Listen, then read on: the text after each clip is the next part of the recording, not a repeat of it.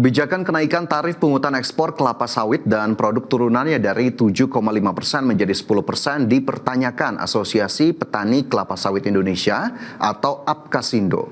Ketua Umum DPP APKASindo Gulat Manurung menilai pemberlakuan tarif pungutan ekspor atau PE sebesar 10% sangat memberatkan petani sawit di seluruh daerah. Pasalnya dengan pungutan ekspor 10% tentu saja membebani biaya produksi industri kelapa sawit. Terlebih lagi menurut Gulat saat ini harga minyak sawit di pasar global tengah menurun drastis. Untuk itu APKASindo meminta pemerintah untuk menangguhkan pemberlakuan tarif pungutan ekspor sawit 10%. Tiba-tiba aja keluar peraturan Menteri Keuangan. Nah, tentu ini sangat mengejutkan kami di saat harga TBS kami sekarang sudah turun rata-rata Rp1.000 dibanding 4 bulan lalu.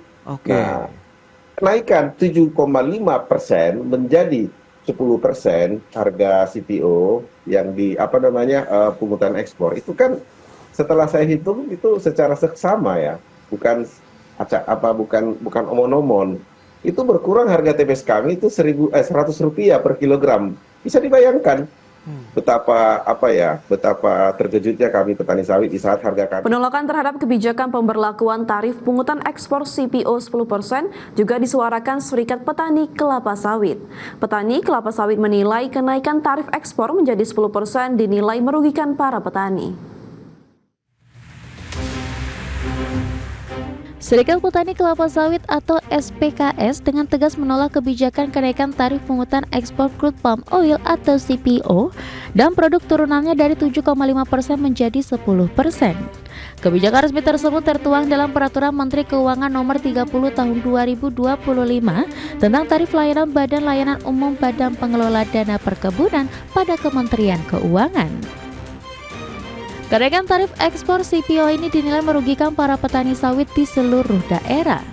Ketua Umum SPKS Sabarudin menyatakan kebijakan ini hanya untuk kepentingan mendukung program biodiesel B40. Karena dengan kenaikan pungutan maka otomatis anggaran pungutan ekspor yang dikelola oleh Badan Pengelola Dana Perkebunan atau BPDP.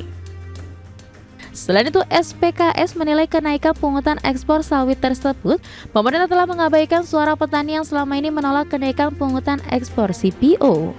Sabarudin memprediksi dengan kenaikan pungutan ekspor 10% bisa menyebabkan penurunan harga TBS kelapa sawit di tingkat petani.